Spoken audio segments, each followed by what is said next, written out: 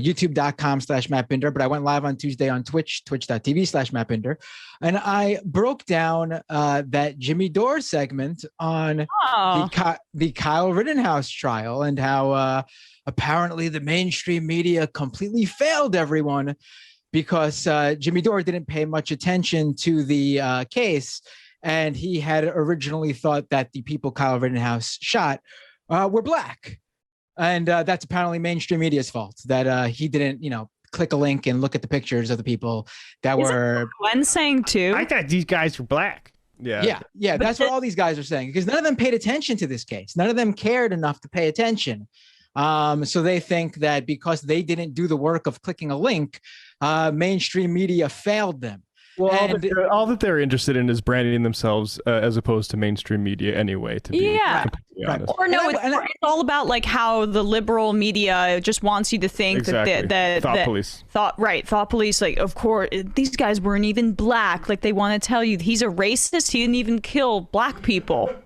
Right. Which of course is the necessary part of him going down to a Black Lives Matter rally, protest, whatever you want to call it, with a rifle in order to protect property. That has nothing to do with the race of those people. Even though there's a video of him that the judge wouldn't allow to be shown at the trial, but there's a video of him from earlier, not that day, but early days before. Where he posted a video where he saw like someone shoplifting from a store who was Black, and he said how much he wished he could shoot someone like that.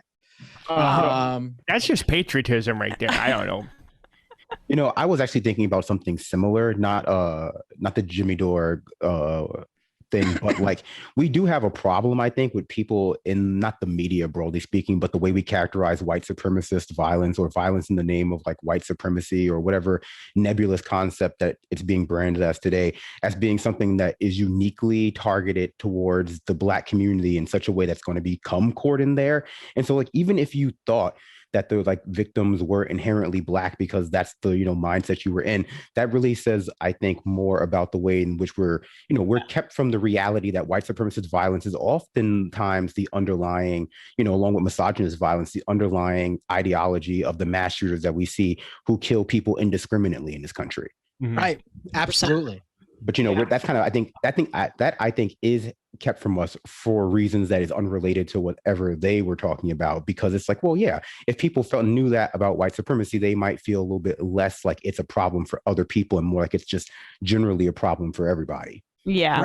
Right. So in that segment, Jimmy Dore had on as his guest to walk him through everything, because again, Jimmy's doesn't know the subject very well.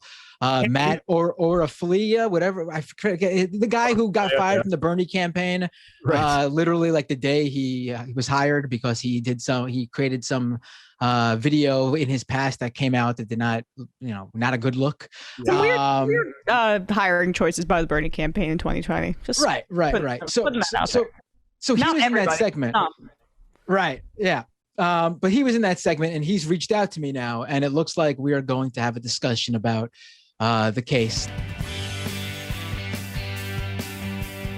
People in America, like, look around you, or even just think through it, like, logically. That's what I'm trying to do. Killing people. No, exactly. Like, but people here, and it's really depressing.